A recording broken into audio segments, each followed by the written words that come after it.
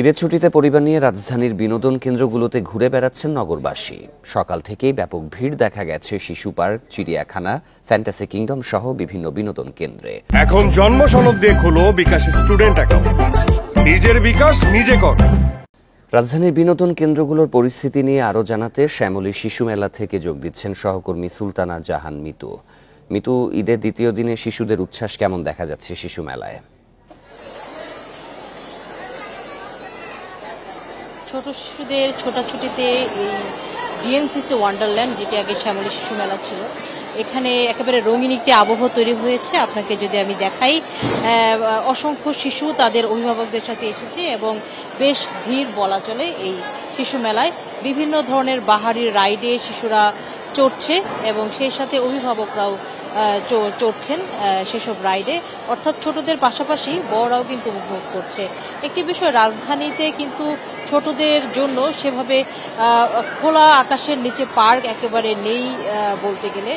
যে শিশু পার্কটি রয়েছে শাহবাগে, সেটিও এখন সংস্কার কাজের জন্য বন্ধ থাকায় শিশুদের জন্য আসলে বিনোদনের সুযোগ অনেকটাই সীমিত হয়ে এসেছে। এখানে যেসব অভিভাবক এসেছিলেন অনেকের সাথে কথা বলেছি, তারা বলছেন যে উপায় না পেয়ে তারা আসলে এই ডিএনসিসি এই ওয়ান্ডারল্যান্ডটাতে ভিড় করছেন শ্যামলীর এখানে, এবং এখানকার যে সার্বিক ব্যবস্থাপনা সেটি নিয়ে তারা আসলে সন্তুষ্টির কথা জানিয়েছে এবং রাইড বা শিশুদের নিরাপত্তা, দর্শনার্থীদের নিরাপত্তা, নজরদারি সবকিছু নিয়েই তারা সন্তুষ্টি জানিয়েছেন। আরেকটি বিষয়, ঈদ উপলক্ষে এই ডিএনসিসি ওয়ান্ডারল্যান্ডের সময়সূচি বাড়ানো হয়েছে আগে সকাল 10টা থেকে রাত 8:30 পর্যন্ত খোলা থাকতো।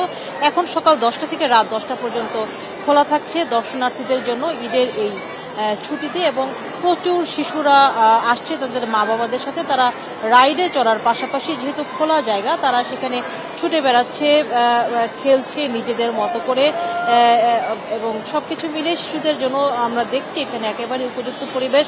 তবে এখানে দাবি জানানো হয়েছে যে এই রকম খোলা আকাশের নিচে পার্ক যেন আরও বাড়ানো হয়, তাতে শিশুদের শারীরিক বিকাশের পাশাপাশি মনোবিকাশও আসলে অনেক গুরুত্বপূর্ণ ভূমিকা রাখবে। আমরা দেখছি ইনডোর বিভিন্ন পার্ক বা রাইডের ব্যবস্থা শিশুদের জন্য রাজধানীতে গড়ে উঠেছে, তবে খোলা আকাশের নিচে পার্কের সংখ্যা একেবারে সীমিত, তেমনটা যেন করা হয় সেই দাবি তুলেছেন এখানে ঘুরতে আসা অভিভাবকরা। এখন পর্যন্ত এই ছিল সবশেষ এখান থেকে। ডিএনসিসি ওয়ান্ডারল্যান্ড থেকে জানাচ্ছিলেন সহকর্মী সুলতানা জাহান মিতু।